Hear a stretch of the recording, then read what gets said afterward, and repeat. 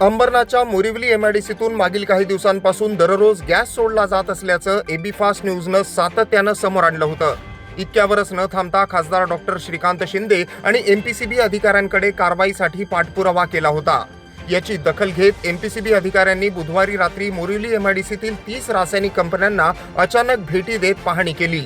या पाहणीचा अहवाल AB fast न्यूजच्या हाती आलाय. या पाहणीत 30 पैकी तब्बल 12 रासायनिक कंपन्या नियमांचं पालन करत नसून प्रदूषणाला कारणीभूत ठरत असल्याची धक्कादायक बाब समोर आली आहे. या कंपन्यांवर आता एमपीसीबी कडून कारवाई केली जाणार आहे. तर या पाहणी दरम्यान 17 नंबरच्या कॅटेगरीत येणाऱ्या सेंटॉर फार्मा आणि ब्रिलियंट पॉलिमर या 2 कंपन्यांमध्ये एमपीसीबीनं प्रदूषण मोजणाऱ्या व्हॅन लावल्या होत्या. या मोजणीची आकडेवारीही समोर आली आहे. या दोन्ही कंपन्यांच्या आवारात हवेतील काही घटक हे प्रमाणापेक्षा जास्त आढळले असून हवेची गुणवत्ताही चांगली नसल्याचं समोर आलंय.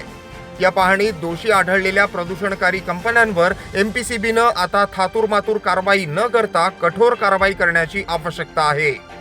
Bureau report, AB fast news, Ambernath.